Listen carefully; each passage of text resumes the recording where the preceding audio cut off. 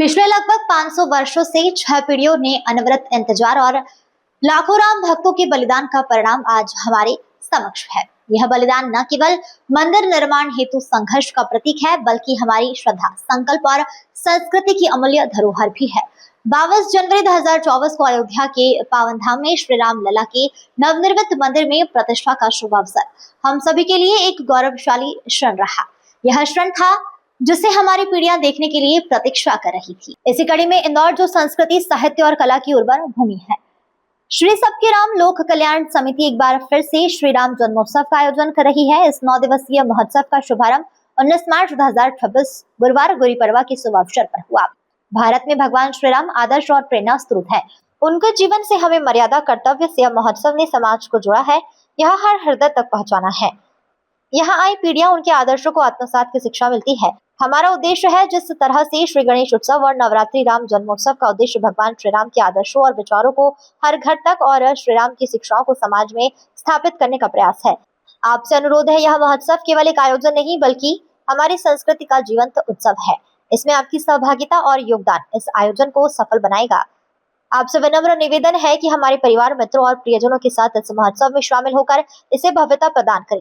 आइए हम सब मिलकर इस आयोजन को संस्कृति, साहित्य और समाज को समर्पित करें।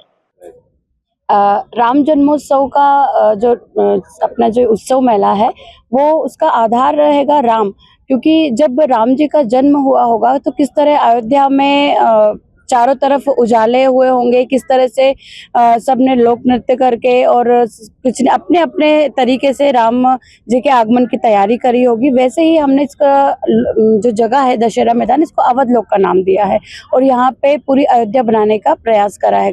अभी 4 साल से हम यहाँ पे जो है अयोध्या मंदिर की प्रतिकृति बना रहे थे। ये 5वां वर्ष में प्रवेश करा है और इस समय हमने प्रेम मंदिर की प्रतिकृति बनाई हैगी, जहाँ पे राजा राम परिवार के साथ विराजित करेंगे। 9 दिन के सांस्कृतिक कार्यक्रम होते हैं, यज्ञ होते हैं। सुबह 6 से 7 इसमें योगा भी होता है।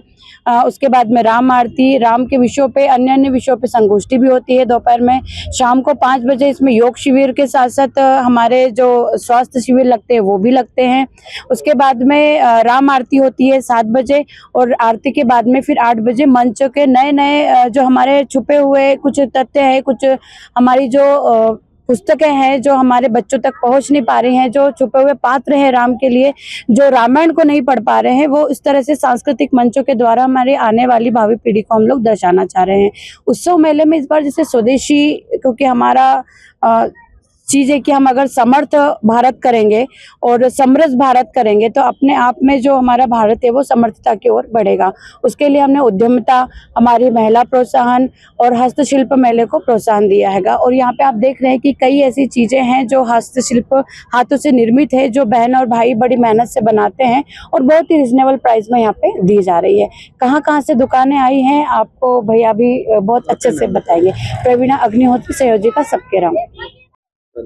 तो राम जन्मोत्सव मनाया जा रहा है, कैसे का राम जन्मोत्सव मनाया जा रहा है यहाँ? सभी को जय श्री राम, नमस्कार।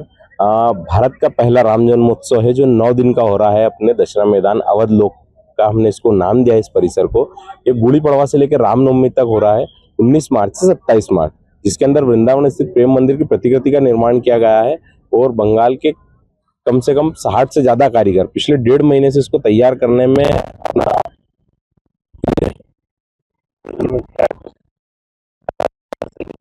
के अंदर जैसे हरिहर मिलन का हमने संकल्प लिया।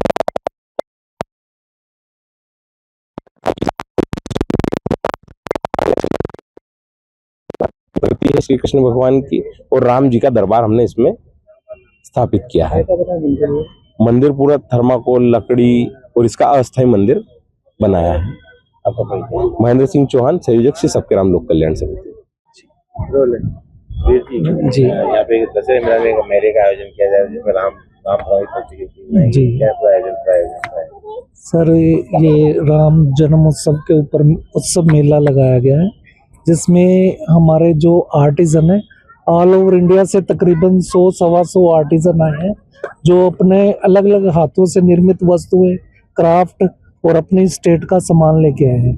इनमें से हमारे पास भागलपुरी सिल्क और Banarasi sari, suits, chicken suits, Punjabi suits और जयपुरी स्कर्ट, टॉप और कुर्ते, बेडशीट, हैंडलूम, कई ऐसी काफ़ी आइटमें हैं जो इधर पहली बार देखने को मिलेंगी। मेले के अंदर वो क्या क्या रहेगा, कुछ खास आकर्षण केंद्र क्या रहेगा? आकर्षण का केंद्र ये है कि ये खुद आर्टिजन है, अपना बनाया हुआ माल ये खुद सेल कर रहे हैं, तो ये काफ़ी डिस्काउंट रेट पे देते हैं। जो इन्हीं लोगों की सप्लाई गवर्नमेंट एम्पोरियम्स में जाती है, तो ये वही लोग हैं, तो इनको यहाँ प्लेटफॉर्म मिलेगा, लोगों को सस्ते दामों में वस्तुएं मिलेंगी। आपका परिचय? मेरा नाम इकबाल सिंह है, मैं अखिल भारतीय दस्तकार समिति नई दिल्ली से हूँ।